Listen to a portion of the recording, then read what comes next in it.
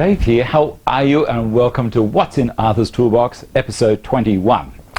Now last week we were looking at Arthur's old hag's tooth, and I had a lot of people make comment that the blade was in back to front.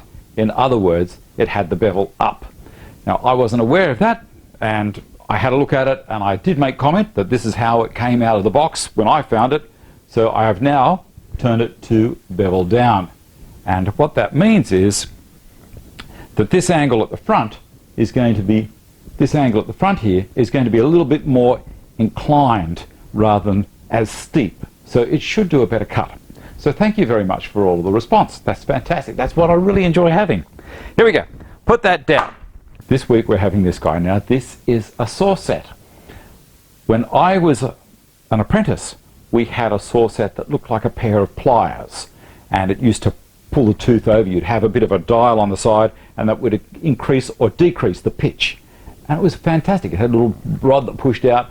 You know, I've been looking and looking for one of those. I cannot find them anywhere, but I would like to have one. One of the things about this, why it isn't used these days, is modern day saws, like this guy, are normally hardened steel. And you try and set these things and you'll snap the teeth off. So I believe.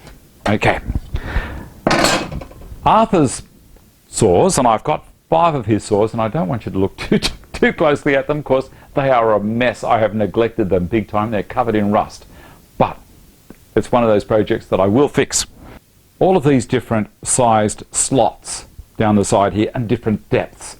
Now I presume that that is so that it can go down to a certain size tooth and pull it over to an angle. It's going to be all by sight with these things. It's not as accurate. I'm guessing back then this is what they had. They made the best of it, and they did a very good job with it too. This is one of Arthur's old saws, and let's have a look at that. Let's say around about that slot there. Do you reckon it might be it? Let's see what happens. You can see it holding on. Yep. And the thing is, you have to make sure when you're setting a saw you have one tooth that way, the next tooth will be the opposite way. This is creating a set. So what happens is then, as the blade is cutting through the timber, you're not going to get any binding on the back of the blade at all. So it should be able to cut smoothly. So as I said, I'll have a look at that one. I think it's that one there. Now I'm looking past the cobwebs. Shocker. Okay, I'm looking down here and I see that this tooth here is pointing out that way. So I'm going to, without breaking it, pull it over a little bit. There we go. When I used to sharpen saws, I'd have this special jig and I'd drop the saw in. There would be 2 pieces of timber, one either side, that were chamfered at the top, and they went into a wedge style support, like a little trestle, and I put my foot on it and I'd lean it against a bench where there was a window, because my tradesman always told me, sharpen a saw by natural daylight, and which I did. So I'd go along every second tooth, I'd bend one way, I'd turn it around the other direction, and I'd go along again the other way. That's how you'd set the saw, and that's what this was for. The other end. Now a lot of people don't realize what the other end is, and it is a screwdriver. Now the screwdriver on this has got a hole in it. Why would you have a hole in it? You could have used this screwdriver to loosen off or tighten these bolts that hold on to the blade, hold the handle onto the blade. Like a cup head bolt on one side and then a thread on another cup head, but it's got a slot across the cup head, and the 2 of them marry up inside here and hold the handle on. Now that one's fine, that's not a problem. You could do that with any screwdriver. Look, that one's a bit loose. So let's just tighten that one up. So that works great. This one's missing. I'm in big trouble. Now on Arthur's monster rip saw, look at this. How aggressive are those teeth?